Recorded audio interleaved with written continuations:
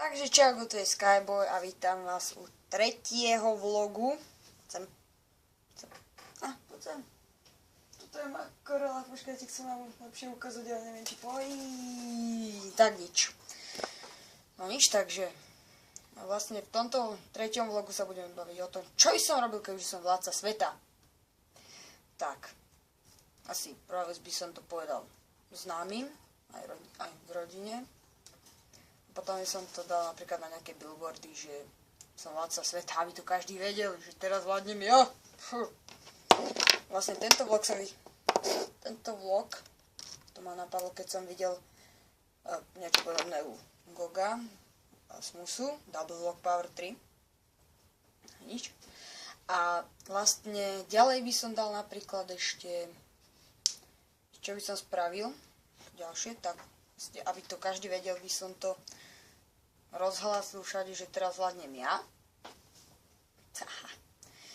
Ale potom vlastne napríklad ešte sa tam pýtali národný jazyk, znaky a také. Takže ideme na jazyk. Jazyk by som možno dal, čo som si myslel s kamošom Sheldonom. Som si myslel vlastne jazyk, dá sa s týmto rozumieť, je to strašne ľahká reč. Vlastne zákonité reči sú v tom, že v každom hociakom slove, čo poviete, musíte všetky samohlásky nahradiť samohláskou i. Má sa to ičkarská reč, len taký rýchly názov. A vlastne napríklad, keď idete napríklad autobus, iutibis. Všade namiesto samohlások všetky dajte i. Alebo dáme tomu obchod, ibchit. Alebo aj veta. Zajtra musím ísť autobusom do obchodu do Bystrice. Zítri musím ísť iutibisi, ibchit, Bystrici. V pohode. Nič ťažké. Národné znaky, to by som dal, že každý by niečo musel mať pri sebe. Niečo zelené alebo modré. To sú moje obľúbené farby, ale skôr asi tú modrú by som dal, lebo to je taká moja najobľúbenejšia farba. Ďalej tam bola napríklad šport, čo by som dal, tak to by bol motocross, určite. Napríklad potom ešte ďalej tam bol. Môžem tam dať aj národný film. To neviem, aký by som dal. Ale to tam nebudem ani dávať. Ďalej ešte by sa tam mohlo dať napríklad, čo by som vlastne, ako by som vládol. Napríklad diktatúra alebo také.